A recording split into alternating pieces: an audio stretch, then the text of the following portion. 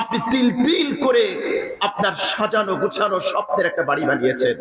আপনি বিশ্বাস করেন প্রিয় ভাই, আজকে রাত্রিতে যদি আপনার মৃত্যু হয়ে যায়, আপনি যদি মারা যান, আপনার স্ত্রী কি বলবে জানেন? এই লাশটা আমার ঘরে রাখা যাবে না, তাহলে আমি রাত্রে ঘুমাতে পারবো না। আমার সন্তানরা ভয় পাবে। তাহলে লাশ কোথায় রাখবে? মসজিদ থেকে খাটিয়ে আনা হবে, অথবা অ্যাম্বুলেন্স ভাড়া করে আনা হবে। আপনার লাশটা রাখা হবে এই মসজিদের খাটিয়ায়, আপনার লাশটা রাখা হবে এই অ্যাম্বুলেন্সে। অথচ এই বাড়িটা বানাতে গিয়ে আপনি সুদি কারবার করেছেন, আপনি ঘুষ খেয়েছেন, আপনি অবৈধ পন্থায় আপনি সম্পদ উপার্জন করেছেন। অথচ মৃত্যুর পরে একটা রাত এই ঘরে থাকার সুযোগ আপনার হয় নাই। এটি বাস্তবতা, এটি বাস্তবতা। আপনি অনেক কষ্ট করে একটা গাড়ি কিনেছেন, গাড়িটা আপনার কাছে অনেক প্রিয়।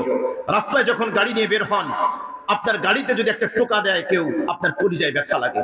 কোন রিক্সাওয়ালা যদি আপনার গাড়ির সাথে একটু টাচ লাগায়, আপনি তাকে বকাঝকা করেন। হে আমার কলিজার টুকরো ভাইয়েরা, আপনি যখন মারা যাবেন, আপনি বিশ্বাস করেন এই গাড়িতে চড়ে আপনি কবরস্থানে যেতে পারবেন না। এই গাড়িতে আপনার লাশ উঠবে না।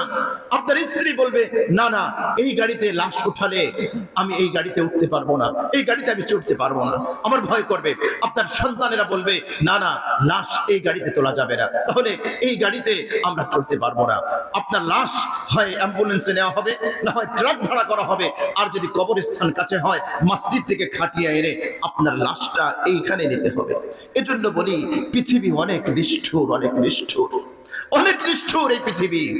যতক্ষণ পর্যন্ত আপনার টাকা আছে, ক্ষমতা আছে, শক্তি আছে, পৃথিবী আপনাকে জায়গা দিবে।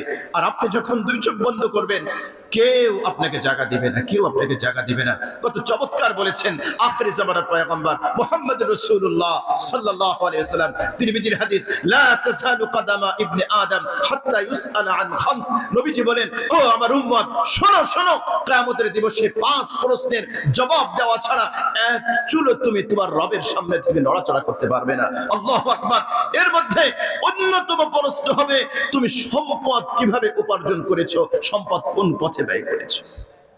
তাহলে আপনি আমাকে একটু বলেন তো ভাই, সম্পদ উপার্জন করে রেখে যাবেন, ভোগ করবে আপনার স্ত্রী, ভোগ করবে আপনার সন্তান, ভোগ করবে আপনার ভাই, অথচ কবরে গিয়ে শাস্তি ভোগ করতে হবে আপনাকে। বলেন তো, এর চেয়ে নির্বোধ, এর চেয়ে হতভাগা আর কি হতে পারে? আরে কুরআন যে কি হৃদয়গ্রাহী ভাষায় আমাদেরকে বলছে।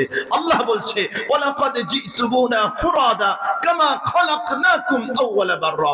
ও আমার দুনিয়ার মানুষ, আল্লাহ ডেকে বলছে, হে আমার বান্দা, কই তোমার তো দুনিয়ায় কত ক্ষমতা ছিল, কত গাড়ি ছিল, কত বাড়ি ছিল। তুমি যখন রাস্তা দিয়ে হাঁটতে, তোমার অনুসারীরা তোমার পিছনে পিছনে এমন ভাবে ঘুরতো, রাস্তা জ্যাম হয়ে যেত, মানুষ চলাফেরা করতে পারতো না। তুমি যদি সেলিব্রিটি হও, অটোগ্রাফ দিতে দিতে, সেলফি তুলতে তুলতে তোমার ফুরসত মেলে না। তোমার এত জনপ্রিয়তা, তোমার আকাশচুম্বী জনপ্রিয়তা, তোমার এত ক্ষমতা, কই? ওয়ালাকাদ জিতুমুনা ফুরাদা। আজকে তো তুমি আমার কাছে একা আসলা। কামা খলাকনাকুম আউওয়ালা মাররা। আমি যেভাবে তোমাকে দুনিয়াতে পাঠিয়েছিলাম, ঠিক সেভাবে এসেছো।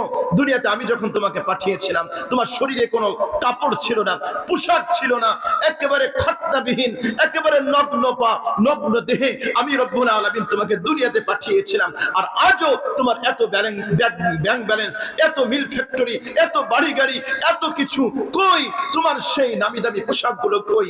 কই তোমার সেই উপাধি? কই তোমার সেই দামি গাড়ি? কই তোমার সেই নিউ ব্র্যান্ডের ঘড়ি? কই তোমার সেই জুতা?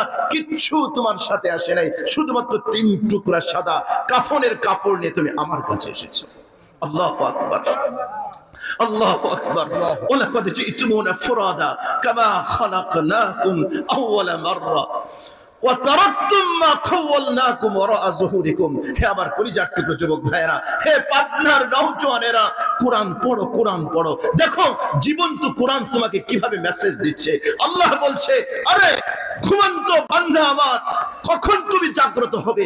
কখন তোমার আলস্যের পর্দাটা চোখ থেকে চলে যাবে? কখন তুমি কোরআনের দর্পণের সামনে নিজেকে মেলে ধরবা? কখন তুমি কোরআনের সামনে নিজেকে তুলে ধরে তুমি কোরআন থেকে শিক্ষা গ্রহণ করবা? কখন করবা তুমি? কখন? ওয়া তারাকতুম মা খাওয়ালনাকুম ওয়ারাআ যুহুরিকুম।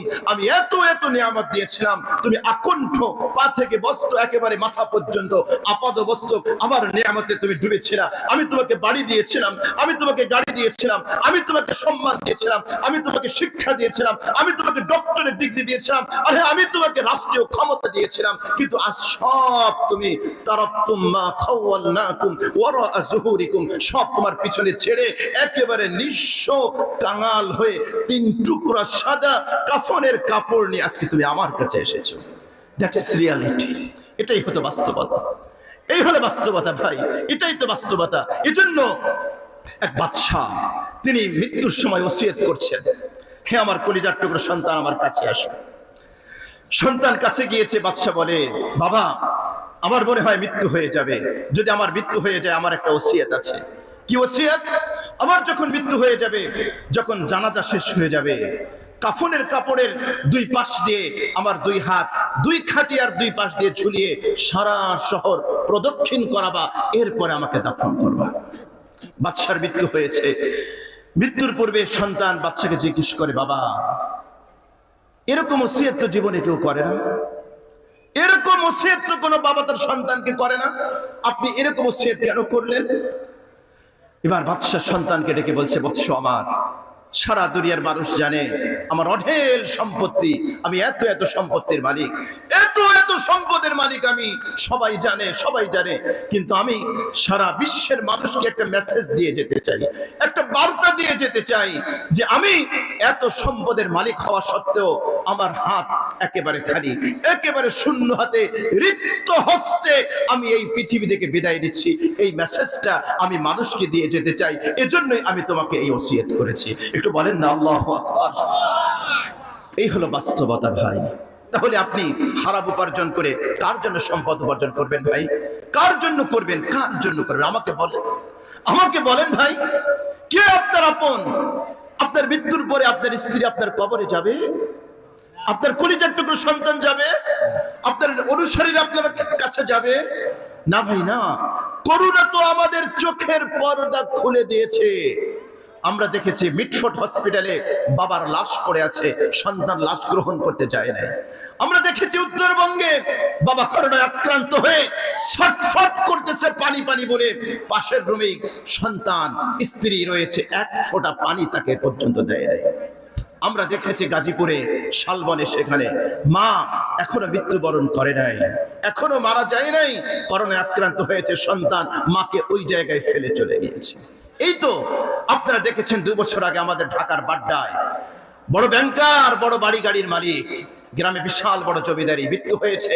2 সন্তান মারামারি করেছে, মারামারি করতে করতে লাশকেও দাফন করে না, সম্পদ নিয়ে মারামারি লেগেছে, লাশে পচন ধরেছে, এলাকার মানুষ চাঁদা তুলে সেই লাশ দাফন করেছে। বরিশালের দৃশ্য আমরা এখনো ভুলতে পারি নাই। বাবার মৃত্যু হয়েছে, রাতের বেলা এই লাশের কাছে কেউ নাই, একেবারে পোষ্য কুকুর, পালা কুকুরটা সারা রাত লাশের পাশে বসে আছে। হে আমার প্রিয় ভাই, হে আমার পর্দার আড়ালের প্রিয় বোন, এই হলো পৃথিবীর বাস্তবতা, এই হলো পৃথিবীর বাস্তবতা। তাহলে আপনি কার আশায়, কার জন্য, কিসের জন্য আপনি অবৈধ পন্থায় সম্পদ উপার্জন করবেন? কেন করবেন? কেন করবেন? আরে মরার সময় তো আপনার আমলটা শুধু সাথে যাবে। নবীজি সাল্লাল্লাহু আলাইহি ওয়াসাল্লাম বলেছেন, সহিহ মুসলিমের হাদিস, ইয়াতবাউল মাইয়িত সালাস, 3 জিনিস মৃত ব্যক্তিকে অনুসরণ করে, ফায়ারাজু ইসলাম ওয়া ইয়াবকা মাআহু ওয়াহিদ। 2 জিনিস মানুষ যখন মারা যায়, 2 জিনিস মৃত ব্যক্তি থেকে আলাদা হয়ে যায়, একটা জিনিস তার সাথে থাকে। কে ফিরে যায়? ফায়ারজু মালুহু ওয়া আহলুহু। মৃত্যুবরণ করার সাথে সাথে সম্পদের মালিকানা অটোমেটিক্যালি আপনার থেকে স্থানান্তরিত হয়ে ওয়ারিসদের কাতারে চলে যাবে, ওয়ারিসদের কাছে চলে যাবে। আর ওয়ারজু আহলুহু, আহল পরিবার, সন্তান সন্ততি কবর পর্যন্ত যাবে, তারপরে ফিরে আসবে।